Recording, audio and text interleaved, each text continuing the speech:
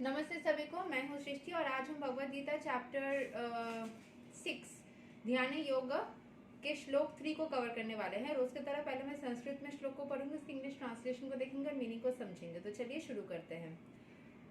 अरुरुक सोर मुनेर योगाम कर्मा करणाम युच्यते योगारूढस्या तस्यैव समाकरणम् उच्यते।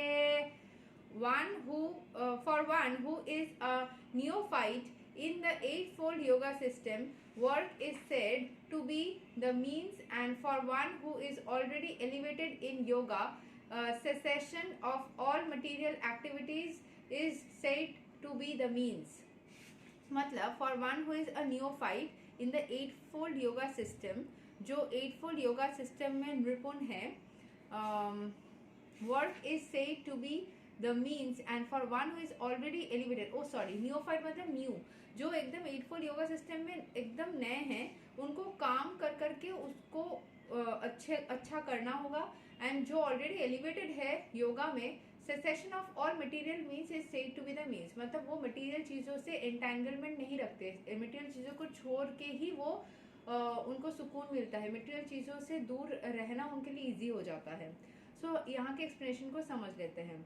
The process of linking one self with supreme is called yoga. Yoga का अर्थ ही है कि हम सुप्रीम सोल के साथ में खुद को कनेक्ट करवा ले। It may be compared to a ladder for attaining the topmost spiritual realization. So पूरे spirituality के टॉप में जाने के लिए सुप्रीम सोल से कनेक्शन करना ही सबसे ऊंचा होता है। This ladder begins from the lowest material condition of the living entity and rises up to the perfect self-realization in condition of the realization in pure spiritual life. सो ये ladder एकदम छोटे से छोटे मटेरियल कंडीशन से start होके पूरे ऊपर self realisation से भी ऊपर जो सुप्रीम सोल से कनेक्शन तक चली जाती है। According to various elevations, different parts of the ladder are known by different names, but all in all the complete ladder is called yoga and may be divided into 3 parts, namely Jnana Yoga, Dhyana Yoga and Bhakti Yoga. The beginning of the ladder is called the Yoga Ruruksu stage and the highest rung is called Yoga Ruddha. ठीक है। सो बहुत सारे यहाँ पे योग के नाम दिए गए हैं, भक्ति योग, ध्यान योग, ज्ञान योग। सो इन सब योग में अलग अलग जो पार्ट्स है, इसमें हम the beginning of the ladder, जो बिगिनिंग होता है उसको बोलते हैं योगा रुरुक्सु स्टेज एंड हाईएस्ट फॉर्म को बोलते हैं yoga रुद्धा। Concerning the eightfold yoga system, attempts in the beginning to enter into meditation through regulative principles of life and practice of different sitting postures which are more or less bodily exercises are considered fruitive material activities. सो योगा में जो बहुत सारे material positions होते हैं जिससे कि लोग उस स्पिरिचुअलिटी तक पहुंचने का एक तरीका निकालते हैं, वो मटेरियल एक्टिविटीज होते हैं।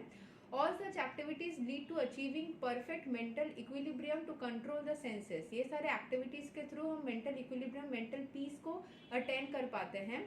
When one is accomplished in the practice of meditation, he ceases all disturbing material activities.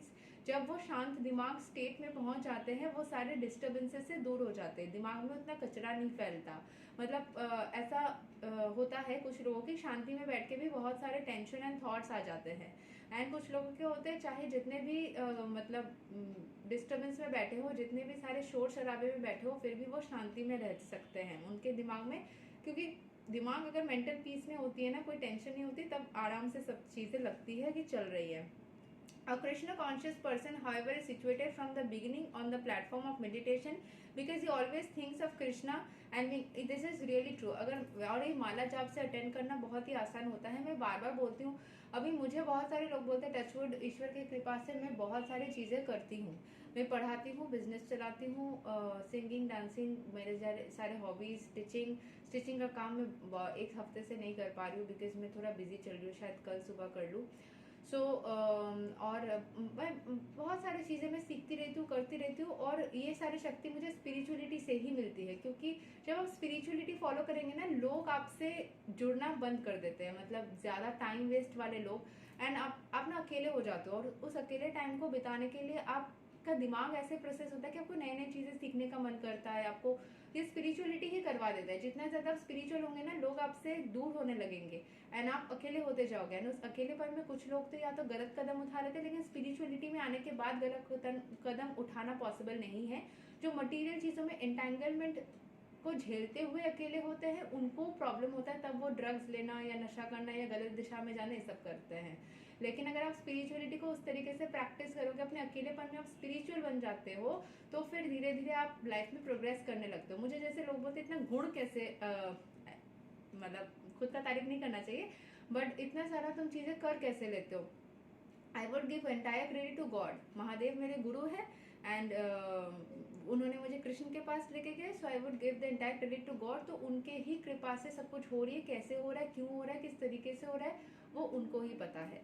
सो आप लोग अगर किसी भी चीज़ को अटेंड करना चाहते हैं लाइफ में, तो स्पिरिचुअलिटी को बहुत ही तगड़े तरीके से पकड़ लीजिए, ठीक है।